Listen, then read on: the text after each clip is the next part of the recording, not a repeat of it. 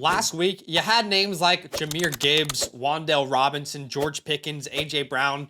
These guys were incredible, and they were a big reason why you won your fantasy matchups. Well, in today's video, I'm going to talk about 10 players who should do the same in week number 13. Guys who, on paper, have incredible matchups, should get plenty of volume, and could be the reason that you win this next week. At the end of the video as well, we will have an accountability session for last week's video.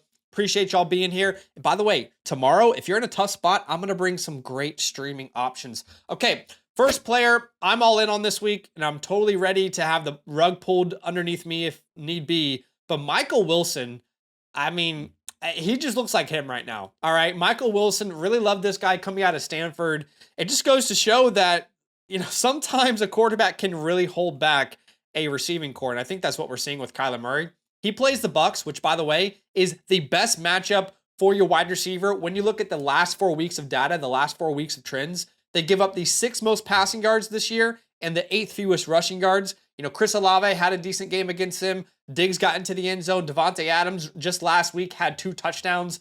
And you look at Michael Wilson, all right, since Marvin Harrison Jr. has been out, I mean, the man is running every single route known to man. All right, this is the definition of a number one true alpha wide receiver chart. I mean, the guy is running the intermediate routes, the out routes, the deep routes. He is a savant right now in these last couple of games, back-to-back weeks where he is just all over the field using a variety of different ways and is looking like a dominant player.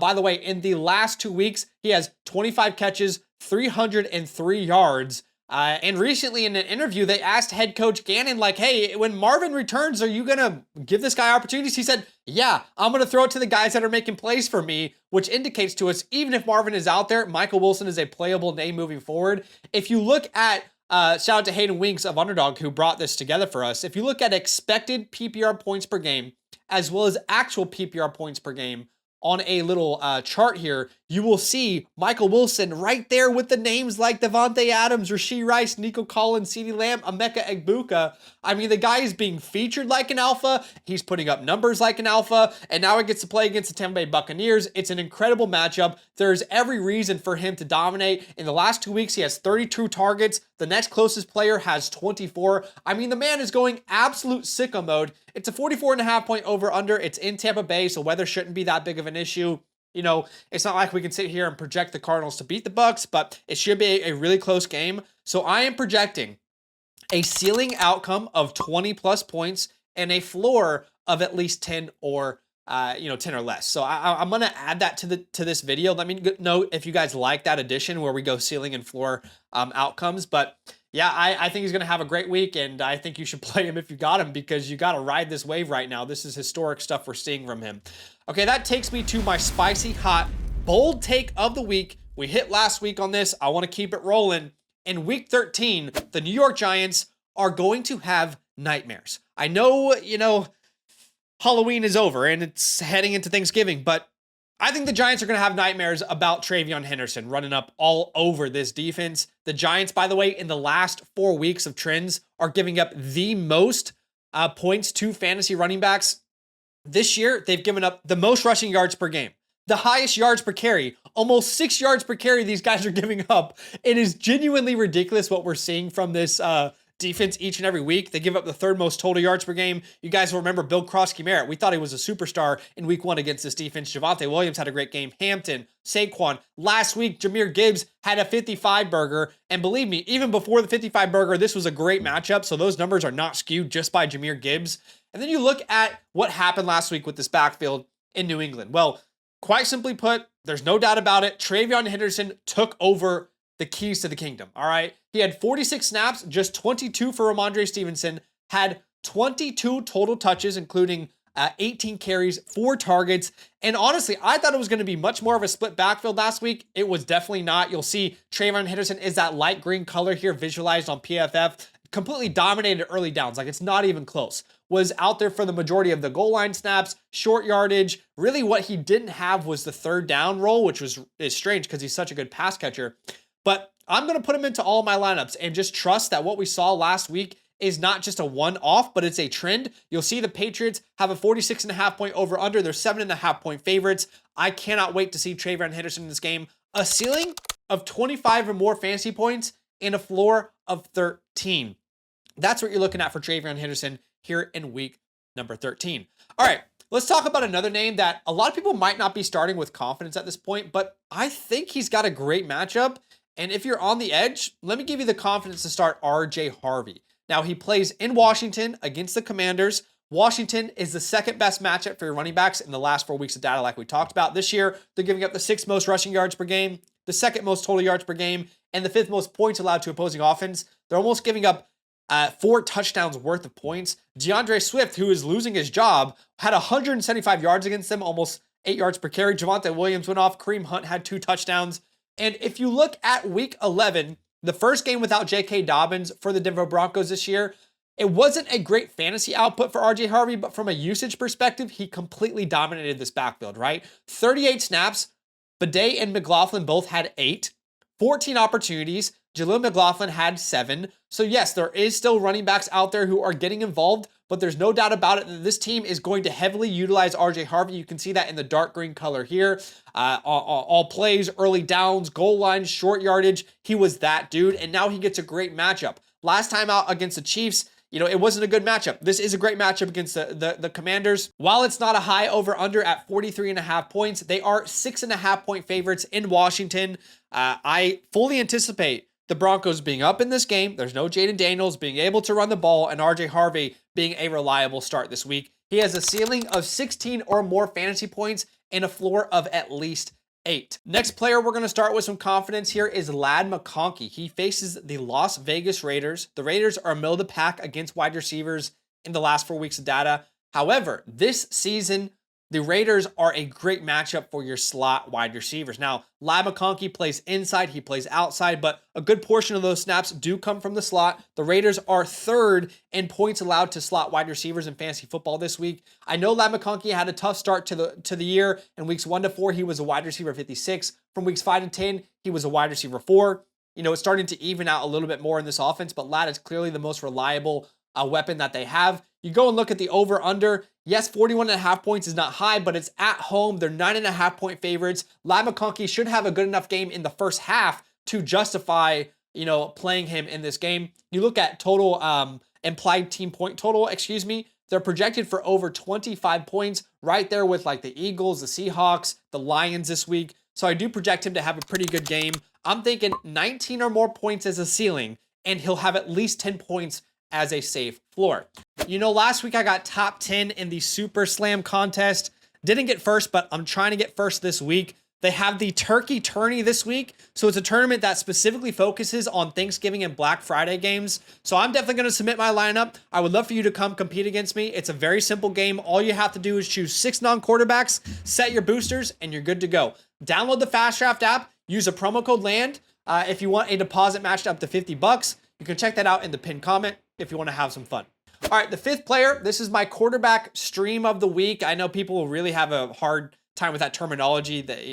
Let's not get too technical. All I'm saying is I love this quarterback this week. That is Jackson Dart. Last week we talked about Matthew Stafford.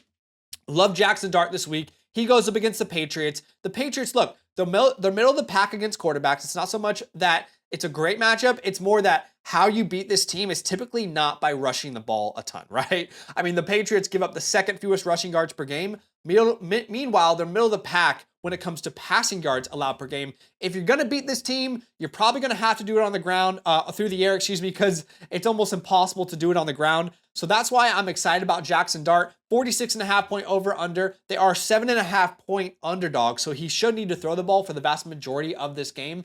And he is trending towards playing this week. So I'm going to go ahead and project that he does get out there and play. Look, of course, if Jameis Winston ends up being the starter, then consider him a desperation flex. But if you look at EPA per play since week 6, you will see that both Jackson Dart and Jameis Winston in this Giants offense, the way it's functioning right now, they're up there with the elite names like the Drake Mays, the Matthew Staffords. They are playing out of their mind right now. The Giants offense is really not the problem whatsoever. I mean, even on 3rd downs, Jackson Dart has been elite. He has been that guy, okay? I think it's safe to say he's been that guy. I'm projecting for Jackson Dart a top 6 finish as a ceiling or a floor. I think this is a safe floor of a top 15 finish. So I don't think he's really going to bust your week in week 12. Okay, I think I can confidently finally say welcome back, Bucky Irving. Now, of course, reports have to come out still, at the time of recording this. The report is that if he practices all week, he should be good to go to play on against the Cardinals, So we have all indications that he should be ready to play. I will be honest with you guys, if Baker Mayfield's not out there, I might lower my expectations for Bucky Irving just because I don't trust Teddy Bridgewater with this offense. But either way, just purely for the vibe, just purely to have a fun time. Fantasy's supposed to be fun. Bucky Irving's going into my lineup, all right? He faces the Cardinals, which are a top 10 matchup for your running backs in the last 4 weeks. Josh Jacobs had 18 points. ETN last week just had one of his better days as a Jag. Almost 6 yards per carry, 21 fantasy points. You look at this game, okay, and on paper, it could potentially be a nightmare. I mean, there is a nightmare scenario here. 44.5 point over under, but the Bucs are still favored. They're at home. So it's not like they're facing the New England Patriots or like some of these teams that can put up huge amount of points. They're facing the Cardinals. The Cardinals are going to struggle on their own. So I do believe Bucky Irving, even if he's in a split backfield, he is a player that you can start this week. People are so worked up about the report that he might split opportunities. Well, can I introduce you to Bucky Irving's rookie season where he pretty much split opportunities for the majority of the year and still was a great fantasy football starter. So I still think Bucky Irving is someone that can be into your lineups. I trust him more than a lot of running backs this week. I'm projecting a ceiling of 20 or more points and a floor of 10.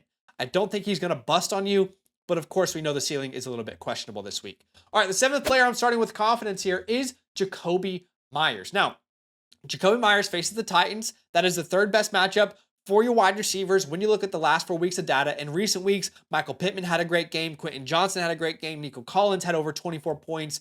Then you look at the Jakobi Meyers effect. Trevor Lawrence this year has been better when he's targeted Jakobi Meyers and Brendan Strange than any other wide receiver. With those 2 guys in particular this year, he has an 84% completion percentage, almost 500 passing yards. Jakobi Meyers has been the perfect fit in this offense. They have really needed a reliable pass catcher, and he has been that for them, slowly worked into this rotation. He had his best day as a Jag in week 12, had 84% of the snaps, caught 4 catches, 50 yards and a touchdown, almost had another, by the way. So I'm projecting 15 or more points for him as a ceiling and 7-point floor. Okay, the 8th player I'm going to start this week, and I totally understand if you're hesitant to put him in there, but I think Dalton Schultz is, I'm trying to dive deep into my bag. People always want to talk about hit rates with these videos, but I'm trying for it to actually be helpful. I could totally tell you, hey guys, go start George Kittle. Hey guys, go start Brock Bowers. Make sure you get Trey McBride in your lineup. No, I want it to be helpful. So obviously the hit rate's not going to be as high as it can be, right? Let's talk about Dalton Schultz. Dalton Schultz is a playable name against the Indianapolis Colts. In the last 4 weeks, that's a top 12 matchup for your tight ends. By the way, the Colts, much more difficult to run on than they are to pass on. This is a team that you typically want to beat through the air. In recent weeks, remember Gadsden had his best day as a pro, almost 30 points against this defense. Pat Frymuth got into the end zone. It's tough with tight ends. Matchups really, really matter. But looking at this matchup against the Colts, I definitely think that you can start Dalton Schultz. He's been a little bit up, a little bit down. There's no doubt about it. It's a 44.5 point over under. It's in a dome in Indianapolis. The Colts are 4-point favorites. You should see the Texans needing to throw the ball. So I'm projecting a 15 or more point ceiling and a 7-point floor for him. Okay, the 9th player that I'm starting with confidence, let's talk about Mr. Breece Hall. Now, Breece Hall gets the Atlanta Falcons, who are a top 7 matchup for your running back in the last 4 weeks.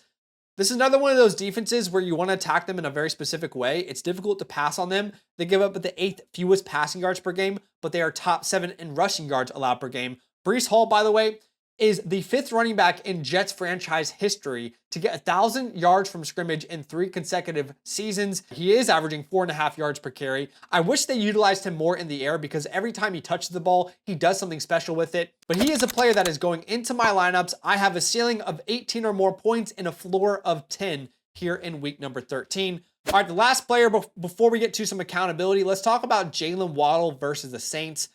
New Orleans is middle of the pack against wide receivers. But here's the deal for Jalen Waddle. He's just been the most reliable wide receiver. One of the most underrated receivers in fantasy this year since Jalen Waddle went down with that injury. You can see just the consistency. A 23-point game, 15, 20, 14, 19. Yes, he's had a couple games under 10 PPR points, but for the vast majority of the year, he's a wide receiver 14. He's been a reliable name. He faces the Saints. I'm very excited to play him this week. By the way, shout out to Jalen Waddle, because he has been someone, when you've given him opportunities, he has produced. Most Miami Dolphins receiving yards in the first 5 seasons, Jalen Waddle stands alone. When you give the guy opportunities, when you feature him, he comes through for your fantasy football team.